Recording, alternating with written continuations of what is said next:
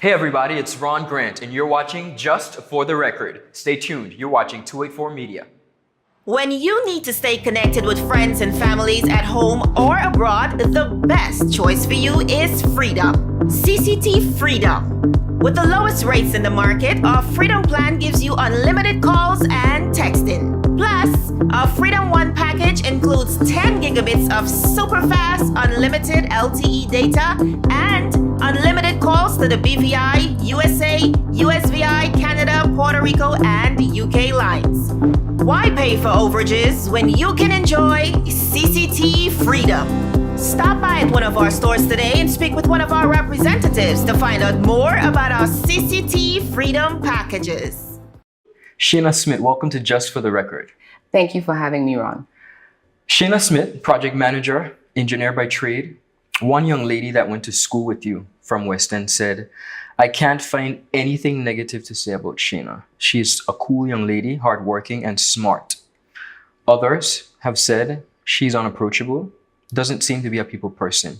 When you hear the claims that you are not a people person, or perhaps your personality is somewhat not one for politics, just for the record, what do you say? I say I would hone in on the word seem, because a lot of times people see me from a distance. You know, I seem to be a very intense person, but, you know, I can't recall one instance where somebody has come to me and said that, you know, this person said they came to me and I behaved that way towards them. So, you know, oftentimes I'm walking around and it's like my mind is always running. So, you know, I'm always thinking, but if I'm in the grocery store, people will stop and say, "Oh, I heard you on the radio last night. Good job." Da, da, da. And I'm like, I have no idea who it was. But, you know, I think just from my upbringing alone, you know, I show respect to anybody. If they come to me and, you know, they want to have a conversation, oftentimes because of my job in government, when I was there working in the Ministry of Finance, they had an issue, they wanted advice. You know, I can't say I never, because it may have happened, but I can't recall a time where anybody has ever approached me. And, you know, it's never been a positive experience. You have been in what I would consider very male dominant professions, engineering, and as well as politics. Would you say that that in some way has thickened your skin, or has it? How have you been able to tackle that issue? I think when I first moved back home, it was something that others had to get used to, because then in construction, they're accustomed of seeing men as project managers. So there was a bit of a proving period, I would say. And it was something but there was never any overt chauvinism or anything like that, because as soon as I was able to demonstrate, yes, I do have the skills to do the job, and that, you know, they can trust in the competence that I had. I have never had, you know, any kind of negative instances in that case. Politics, I think, no, it's a bit still maturing, because, you know, I've looked at the history of it, and we've had about 7 candidates that have run and actually been elected in office over the 60-something years that we've had a council. And, you know, in one-on-one interactions with persons and talking with them, you know, get the sense that some men still aren't comfortable in terms of women in leadership. And even the idea of a female premier at some point in our history is still something that I think is very new. Well, both locally, this election cycle, as well as regionally and internationally, we've seen an influx of women. Yes, I'm excited. What do you say that? What does that say about, you know, what women are trying to accomplish? I say that the equity is starting to come into politics. That's what that balances out. Because again, we'd like to say that we want to see representation that reflects the population. And if women are 50% of the population, then, you know, in your House of Assembly, you should be somewhere around your midpoint. But it is very hard, I would say, in terms of the campaigning. Because politics, in terms of governance and policy, you know, we as women, we have good ideas to share and definitely value to add to the governance of our country.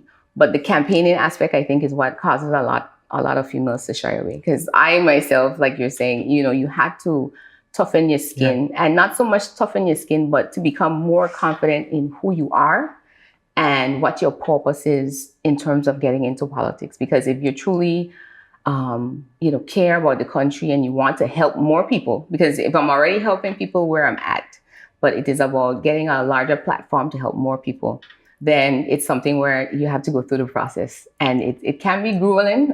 People say very unkind things.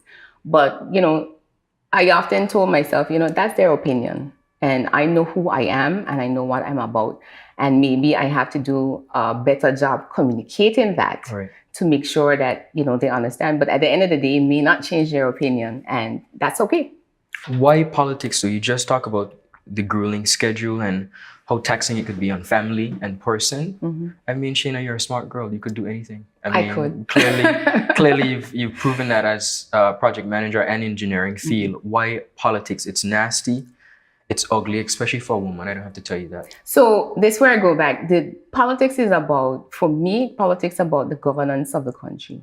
And having worked as a public officer for 8 years in the Ministry of Finance, I got to see the behind the scenes of, what government is about and the importance of it, right?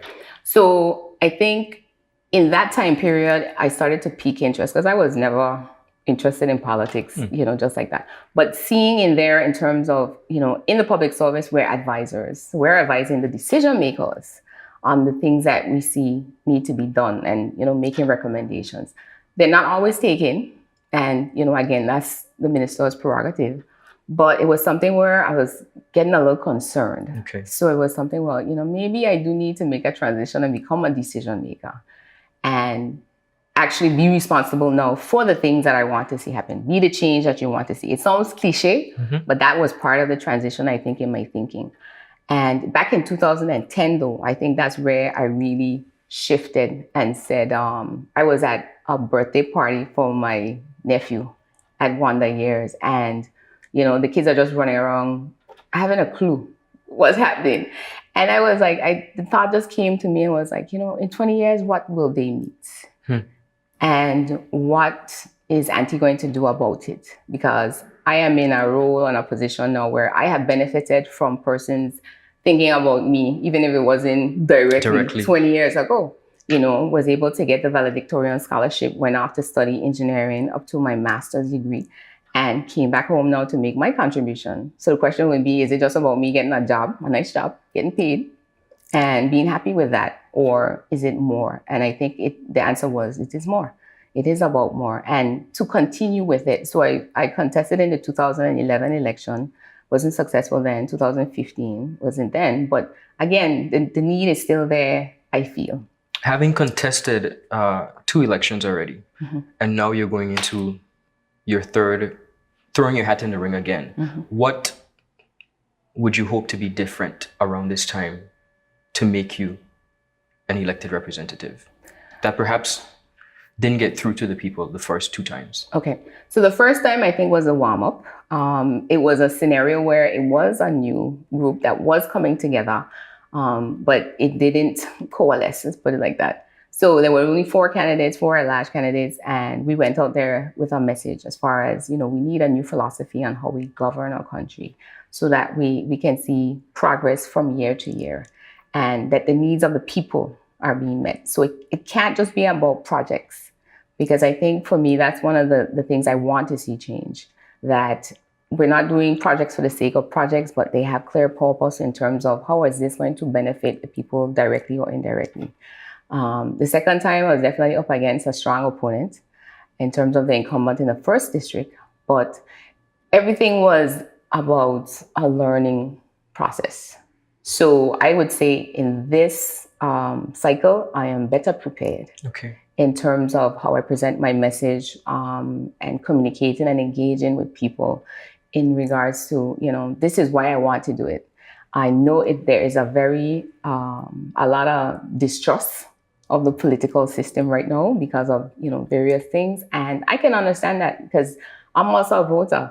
So it's not just about saying, well, I could vote for my team, but knowing that people need options. And we're asking that, understanding of the issues and going out there and saying, vote for the plan. So let's not just be about people that you might be familiar with or you think you might be able to trust, because that was one of the conversations I had with a voter the other day. As people come, they tell us they're going to do this and that, and then they change. Right. So how do we know that you're not going to go in there and change on us? And again, it's something Good question. it is definitely a fate walk when you go to vote, because you are hoping that these people are genuine and they will do what they said they will do. And if they're, they have challenges with it, they will have that open communication with us and say, guys, this is what's going on. This is why we can't get this done by XYZ time, but we're trying to. Okay. And having that. So I think that's something too for me, where voter education is very key, that they understand, politics isn't just about the campaigning or the election. There's a lot that has to happen for 4 years, that they need to stay very vigilant and hold their leaders accountable. Okay. Ladies and gentlemen, just for the record, we'll be back with Miss Shaina Smith.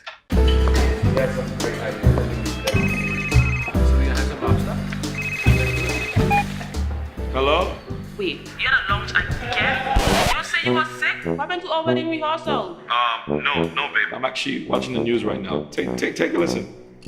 Topping our newscast today, UFOs seen around Tortola Pier Park. And District 3 residents outraged over no water supply. They simply cannot bathe. These and more stories when 284 News returns. All right, babe, just get some rest, take 2 Advil, and I'll see you later. Bye. Okay, honey. I see you later. I love you. It's clear to see that Coconut Lounge is a place to be, the coolest cocktail lounge in the British Virgin Islands. A lounge like no other, with welcoming, professional service, and a breathtaking ambiance. Not forgetting a diverse selection of wines, beers, and signature cocktails. Cozy, comfortable, contemporary. Coconut Lounge at Tortola Pier Park. Visit us today. Now, Shaina, you've for a very long time been an ardent supporter and candidate of the National Democratic Party. You've now transitioned, and in previous press releases and media correspondence, you stated, and you can correct me if I'm wrong, that you wanted to be aligned with some like-minded individuals. Let's get a little bit deep into that. Why the switch? Why have you left the National Democratic Party? I know there was an email involved. Tell me about that email. What was said? Okay, so history of it. I joined in 2015 for the election as a candidate for the 1st District, and contested. And then afterwards, in terms of us looking at the organization and where we needed to improve and become stronger, because of course, no organization is perfect. And we had gotten feedback from voters and supporters in terms of things they would like to see done differently. So I was part of a group of young persons. We call ourselves the Youth Caucus, that we would meet on a monthly basis and look at, so how are we going to make ourselves more effective as an organization is really what it boiled down to, and what changes need to be made. So we worked on that probably for the last 2 years, got to the point where we had internal elections, and the last one being in June of last year, where we elected basically the remaining party officers in that regard. So subsequent to that, again, we had started to build some momentum. Supporters were getting energized in terms of, we had the district association start to formulate. People were going to be able to be more engaged, having regular meetings, and being able to give input, because there were some decisions that were being made in terms of policy that I wasn't in agreement with. And, just looking at what level of engagement we had as a party in terms of influence of what was happening in our country. Because often that's why you join a party. You join a political party to be able to influence and have access to leadership. Correct. In terms of being able to share ideas. But I felt after the internal convention that there was like a shift, and the momentum that we had started to gain had started to wane.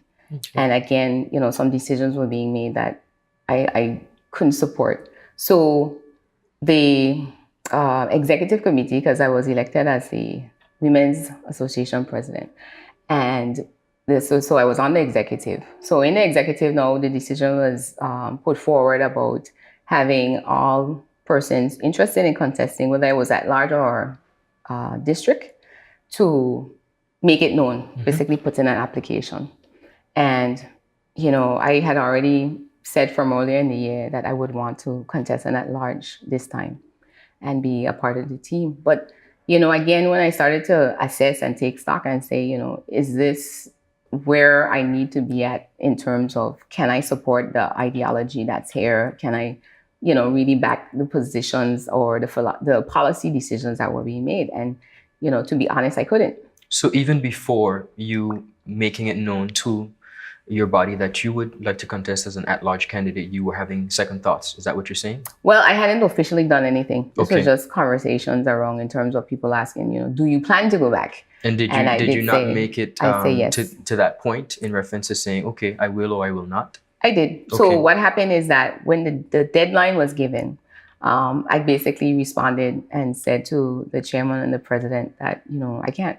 And these are the reasons why, as far as, there was still a lack of internal communication.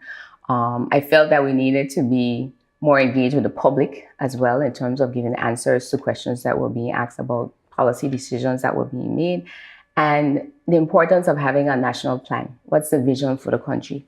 And being clear about that. Because for me, it wasn't about personality. It has to be about what is it that we're going out to do for our country. Okay. And that being articulated. So again, there was a deadline. So I had to make a decision one way or another.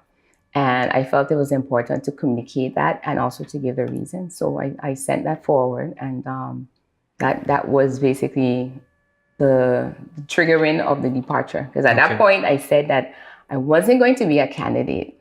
So, count me out. But I hadn't resigned from the party. Correct. So at the point where it was made public was basically where I had tendered my resignation from the group. Thank you. Thank you for sharing that. No, having left the National Democratic Party, you were a member of the Progressive Virgin Islands movement. Why should the people of the Virgin Islands vote for Shaina and your team? Okay. Let's start with me. I think for me, in terms of, for persons who know me well, they know what I stand for in terms of values, being passionate about people, and as well as competence, what I'm able to do. So if I say I'm going to do something, I always try to follow through as I do my best. And if I'm not able to accomplish it, I will come back and say, this is the situation, whether we make a different decision, we extend time, whatever the case is. So I think I'm a person that, of integrity. And that is something that you definitely want to have in your government. Persons who can make the hard decisions, because I've had to do that as a project manager.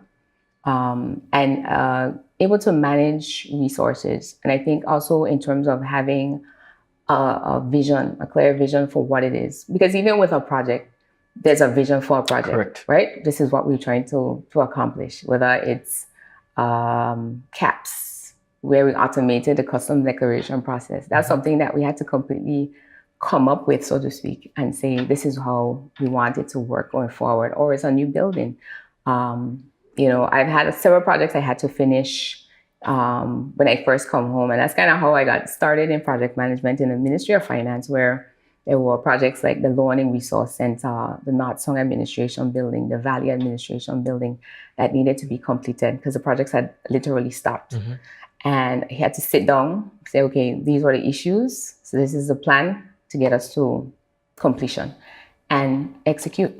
Okay. So those are the types of skill set that I bring and to the table. And as far as the team know, that these are people who, again, it's a variety of skills that we have now. We have those that are into sports. We have those that are into architecture. Those that are also into engineering.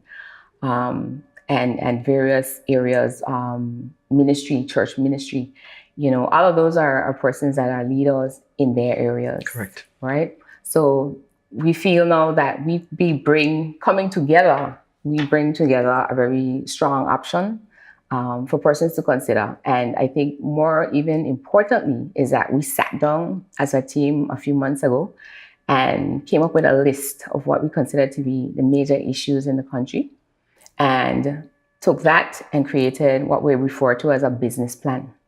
And with that now... Not a manifesto. Not a manifesto. Okay. Because our approach to government that I have always felt personally has to be one of business, where it's about results. It's not about profit, it's about results. Because in business, if you deliver on what it is you say you're going to do, you make money, right? Mm-hmm.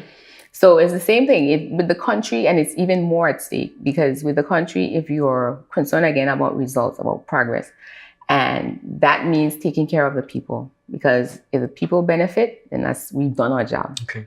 Right. So we have a business plan. It has a 1 year checklist of the different things we would like to accomplish and achieve, explaining the different areas, whether it's, economics, social development, health, education. And we'll be rolling that out, I believe, within a week. Okay. So persons, again, will get that early, not just before election, so that they have time to digest it. And as we go around with the different rallies, we'll be talking about the different ideas that we have. And another new feature we have too, in terms of, again, putting the power back in the people's hand, is having a town hall section where after the rally, you're able as an attendee to come up to us, ask questions of anybody, including our chairman, Honorable Skelton, and say, this is what I like to see, or I have a concern about this, or even criticize something. Okay. Because we have to be open if we're going to be transparent and accountable. All right. We can't hide from that. And that is, I think, in terms of the difference that we're bringing to the political landscape as a team, having, not just about new faces, but a new approach, a new philosophy about the governance of a country. We know we have a lot of challenges post the hurricane, literally have a country to go rebuild, as well as still continue to develop. We have our relationship with the United Kingdom to look at. And I don't know how many people are paying a close attention, but Brexit is going to affect us. Indeed. So we have to be mindful of the global politics as well.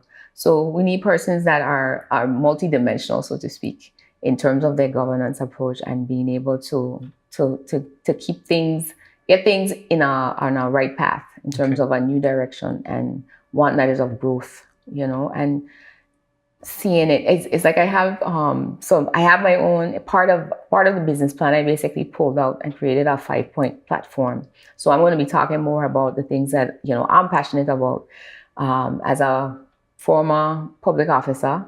Talking about the public service efficiency, what we need to be doing differently, and how we reward and compensate public officers, because they're probably the hardest working people in the country. I agree. And oftentimes, they're not given good representation. And having been a former president of the Civil Service Association, I'm really busy. It was something where I was involved in the salary review, was involved in the changes that were needed to the pension plan. And that is still something that we need pension fund reform, because that is not sustainable what we're doing right now in that regards, looking at cost of living. And, things like how the increase in insurance premiums, we understand what triggered it, because, all insurance companies had to pay out claims. So, their funds would have been depleted. But the increase in insurance is going to trigger increase in cost of living, because it affects the stores that rent. So if my insurance went up on the property, I have to raise rent.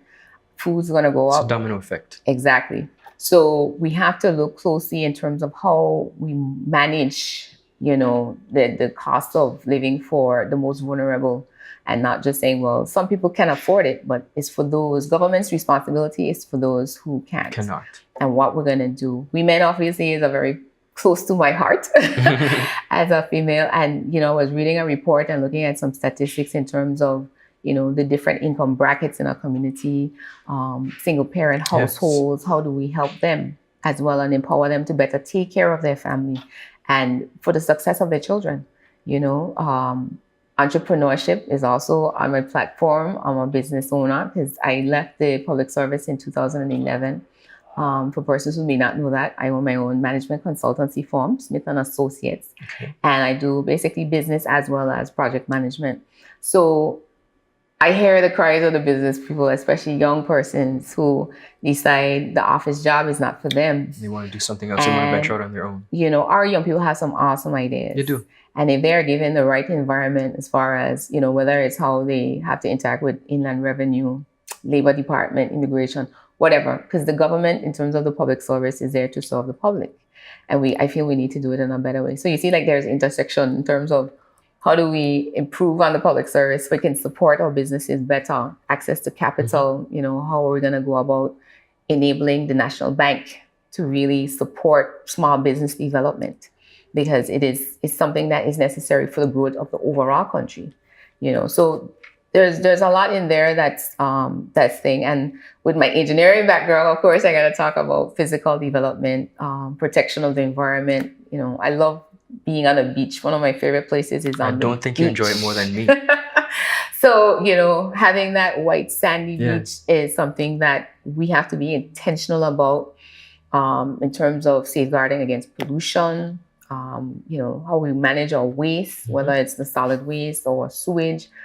All of those are things that, for me, I want to take ownership of and say that to the voters or those people that, this is what I intend to go in here and accomplish. Okay. Right? So this is the big plan. This is my little plan. This is what I'm going in here to make happen. And at the end of the 4 years, I need to be able to come back and present. And even along the way to say, well, we were Updates, able to make progress on X, Y, Z, and this is what's happening.